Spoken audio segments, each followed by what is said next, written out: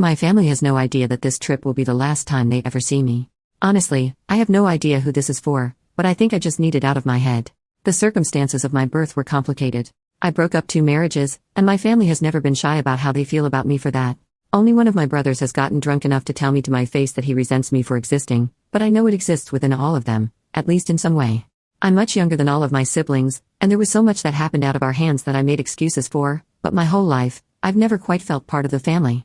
As a child, I told myself we'd make up for lost time once I got older, and we could talk as equals. Now, at 23, I see glimpses of the life I wished I had, but in the end, I'm always too much trouble to be involved. I hear everything from my father. I had to find out my niece was in a car accident from him. I had to find out my other niece had a miscarriage from him. I had to find out my oldest brother had a brain tumor haphazardly on a phone call with my father, which he didn't even know I was unaware of. I've known for a while I'm the only one trying, but for the sake of my dreams, I've given every opportunity for them to let me in, but I just can't do it anymore.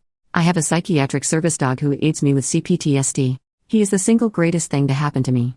Not only did he save my life from myself, but he has made life livable. He can tell when I'm panicking and he knows pressure therapy to help me through an attack. He stops me from hurting myself in meltdowns, sits with me until the only noise I can hear anymore is his snoring on my lap. He allows me to go grocery shopping by myself. He is my soulmate, and anyone who knows me knows how important he is to me.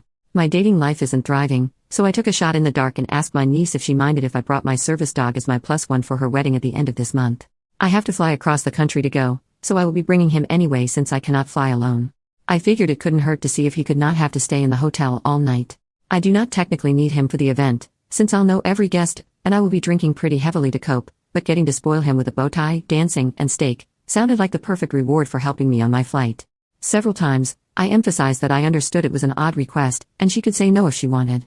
She was emphatic that he could come. She said even if I found a date, he could come. I was so excited. For once, I felt seen, I felt cared about, I felt valued, and then I got a call from my dad. No one wanted to make things awkward, but the mother of the bride was not okay with a dog being at the venue. I explained that he is a trained service animal and will not interrupt the ceremony in any way, and I'd of course remove him if he did.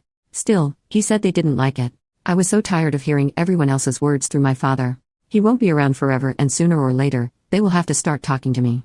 I had one request, let the bride tell me. When I asked her, she said yes, and until she told me she changed her mind, I was under the assumption he could go.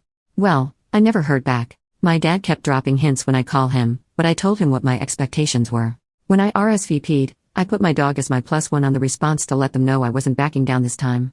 At this point, I didn't even care if she said he couldn't go. I just wanted to hear it from her. The next morning, I woke up to an email from my father. Not even a text, a dang email explaining that my niece didn't want to be the bad guy, but my dog was not welcome at the wedding. He said he was sorry, but he could still come with me to the hotel if I wanted. Something inside me broke, I think. I think I realized this is truly a helpless case. They are never going to respect me the way I crave them to. To this day, not one of our conversations has been started by them. I always initiate, and now, the one time I request a direct contact, I get an email. Family means everything to me. Over the last few years, I've redefined what a family can be, and if right now, my family needs to be a very damaged orphan and their service animal, I'm grateful I have that much. So, I'm going to the wedding, and then I'm never going to talk to any of them again. And the sad part is, I don't even think they're going to notice.